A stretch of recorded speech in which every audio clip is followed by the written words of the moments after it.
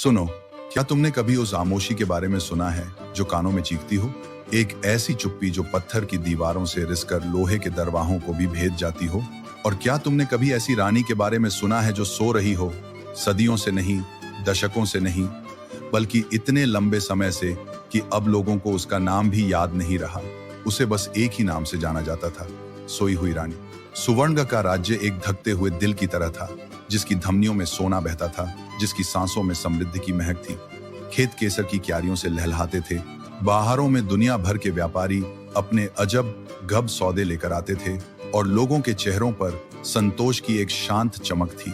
पर इस धकते हुए दिल के ठीक बीचों बीच एक हिस्सा था जो पत्थर बन चुका था, ठंडा और निस्तब्ध। यह हिस्सा था मौन महल। पहाड़ की सबसे ऊंची चोटी पर खा वह महल धुंध और बादलों से बातें करता था। दिन में सूरज की रोशनी उसके संगमरमरी गुंबदों से टकराकर इंद्रधनुष बनाती थी और रात में तारे उसकी नीलमजी दीवारों पर ठहरकर सुस्ताते थे। लेकिन यह सब बाहर की दुनिया के लिए था। महल की दहली के पार एक अलग ही ब्रह्मांड था। एक ऐसा ब्रह्मांड जहां सिर्फ एक ही नियम था, चुप्पी। यह कोई साधारण चुप्पी नहीं थी जहां आप फुसफुसा सकें। नहीं, ये एक भूखी इंदा चुप्पी थी जो आपके होठों से निकलने से पहले ही आपके शब्दों को निगल जाती थी। इसने पूरे पहाड़ को अपनी गिरफ्त में ले रखा था, जैसे एक विशालकाय अदृश्य सर्प ने कुंडली मारकर उसे जक लिया हो। और इस सर्प के केंद्र में, महल के सबसे शानदार कक्ष में, रेशम और चांदनी से बुने बिस्तर पर सोई हुई रानी लेटी थी। समय ने उसके चेहरे पर कोई लकीर नहीं खींची थी। उसके काले घने बाल तकिए पर किसी शांत गहरी झील की तरह फैले थे और उसकी बंद पलकों के नीचे न जाने कितने अनकहे सपने दन्न थे। वह सांस लेती थी, इतनी धीमी कि एक पूरा दिन उसके एक सांस के बराबर लगता था। वह इंदा थी, पर जीवन उससे कोसों दूर था। महल के नीचे अपनी राजधानी में राजा विक्रमादित्य अपनी उम्र की हर शाम के साथ और बूढ़े हो जाते थे। वह एक ऐसे राजा थे जिनके पास सब कुछ था और फिर भी कुछ नहीं था। हर शाम वह अपने झरोखे से उस पहाड़ को देखते थे और उनकी आंखों में एक पति का दशकों पुराना दर्द तैरने लगता था। रानी शांति, उनकी पत्नी, उनकी मित्र, उनके राज्य की आत्मा वहां उस मौन के पिंजरे में कैद थी। राजा ने अपनी जवानी और अपनी सल्तनत की आधी दौलत उसे जगाने की कोशिश में खर्च कर दी थी। दुनिया का कोई कोना ऐसा न था जहां से उन्होंने किसी ज्ञानी या चमत्कारी को न बुलाया हो, पर हर कोई आया, अपनी विद्या का दंभ भरा और उस पहाड़ी चुप्पी से हारकर सिर झुकाकर लौट गया। राजा के 3 बेटे थे जो अब सुवर्णग के वर्तमान और भविष्य दोनों थे। सबसे बड़े राजकुमार आदित्य तपते हुए सूरज की परछाई थे। उनका जीवन शस्त्रों के खनकने और घोहों की टापों के इर्द गिर्द घूमता था। वह मानते थे कि दुनिया में कोई भी ताला इतना मजबूत नहीं जिसे तोड़ा न जा सके, कोई भी गांठ इतनी सख्त नहीं जिसे काटा न जा सके। वह अक्सर महल की उस चुप्पी को घूरते हुए अपनी मूंछों पर ताव देते और कहते, यह खामोशी एक दुश्मन है और मैं हर दुश्मन को हराना जानता हूं। उनका पराक्रम उनकी शक्ति थी, पर यही उनका अंधापन भी था।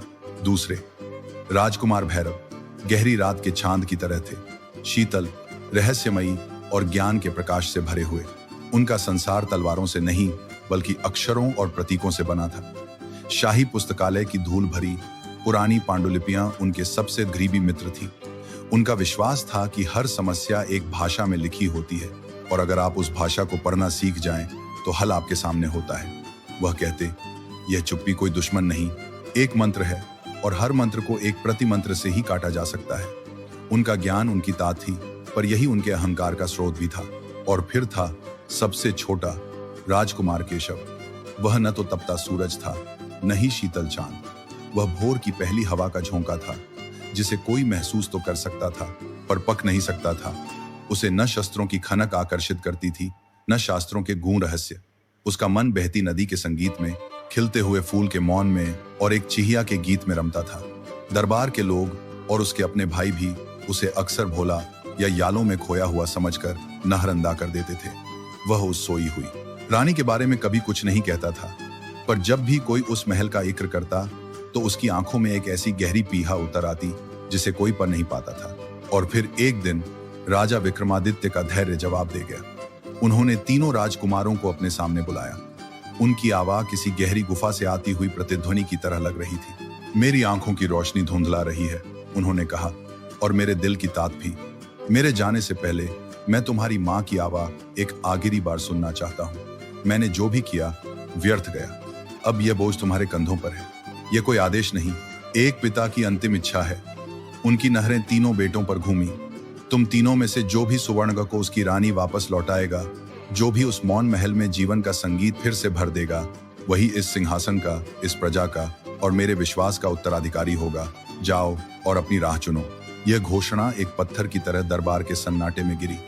आदित्य की आंखों में चुनौती की आग जल उठी, भैरव की आंखों में एक जटिल समीकरण को हल करने की चमक दिखाई दी और केशव की आंखें बस अपनी मां की उस तस्वीर को देख रही थीं जो दीवार पर लगी थी, और उनमें आंसुओं के साथ एक दृढ़ संकल्प तैर रहा था जिसे किसी ने नहीं देखा।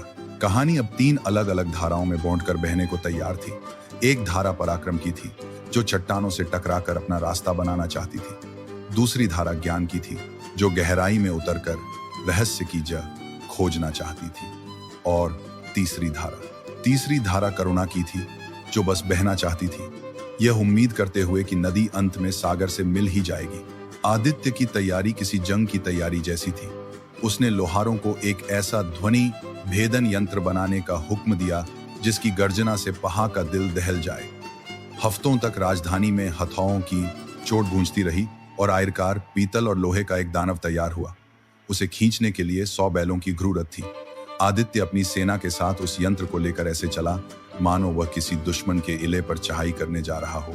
जैसे ही वे मौन की सीमा में पहुंचे, दुनिया अचानक एक तस्वीर में बदल गई। घोहों के हिनहिनाने, सैनिकों के दमों की आहट, हवा की सरसराहट, सब एक पल में शून्य हो गया। आदित्य ने गर्जना करने के लिए मुंह खोला, पर उसके गले से सिर हवा निकली। उसे क्रोध आया। उसने इशारा किया। सैनिकों ने अपनी पूरी ताकत से यंत्र को चलाया। विनाशकारी शोर की एक लहर पैदा करने का इरादा था, पर हुआ यह कि आमोशी ने उस शोर को सोख लिया, उसे मरोगा और एक ठोस अदृश्य हथौड़े की शक्ल में वापस उन्हीं पर दे मारा।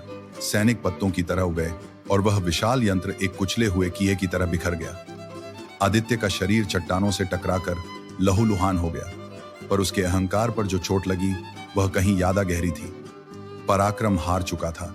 उधर भैरव आदित्य की मूर्खता पर मन ही मन मुस्कुराता हुआ ज्ञान के महासागर में गोते लगा रहा था। उसने हफ्तों और महीनों तक उद को पुस्तकालय में बंद रखा।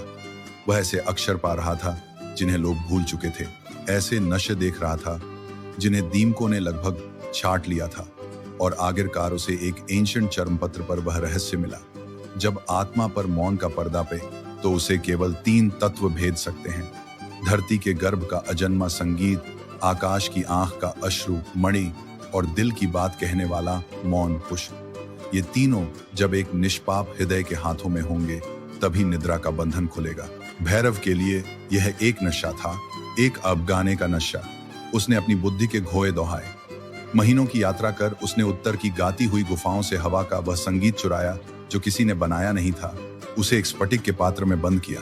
उसने पूनम की रात को विलाप करती झील के ठंडे पानी में उतरकर एक ऐसा मोती निकाला जो किसी देवी के आंसू से बना था, और उसने कानाफूसी करने वाले जंगल को अपने ज्ञान से भ्रमित कर वह दुर्लभ फूल भी हासिल कर लिया जो कभी खिलता नहीं था।